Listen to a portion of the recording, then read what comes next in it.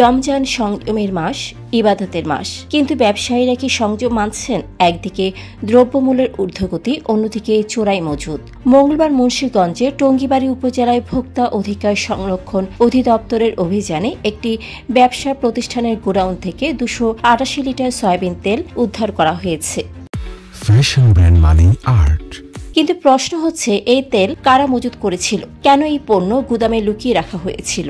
অভিযোগ উঠেছে, কিছু অসাধু ব্যবসায়ী কৃত্রিম সংকট তৈরি করতে এসব তেল গুদামজাত করছিলেন, যাতে দাম আরও বাড়ানো যায়। প্রশাসন অভিযান চালিয়ে এই তেল উদ্ধার করে।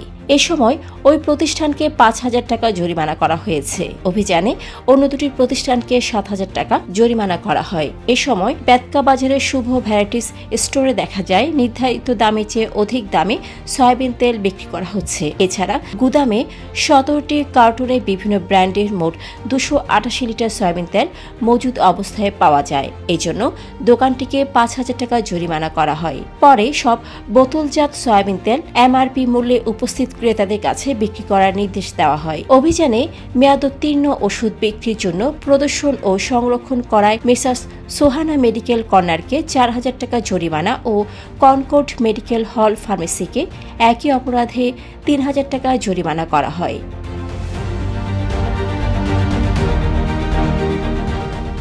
রমজানে মানুষের খরচ এমনিতেই বাড়ে, তার উপর এই চুরি। ব্যবসায়ীরা সারা বছর চুরি করলেও রোজায় করে একেবারে ডাকাতি। বিশ্লেষকরা বলছেন, এটা মূলত সরবরাহ সংকট নয়, বরং এক ধরনের কারসাজি। যখন রমজান আসে তখন কিছু অসাধু ব্যবসায়ী সিন্ডিকেট করে বাজার নিয়ন্ত্রণের চেষ্টা করে। এসব বন্ধ করতে হলে সরকারকে আরও কঠোর হতে হবে এবং নিয়মিত বাজার মনিটরিং করতে হবে।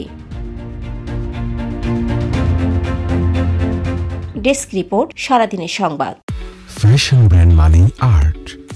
Men's, ladies and kids wear. Art. Be smart.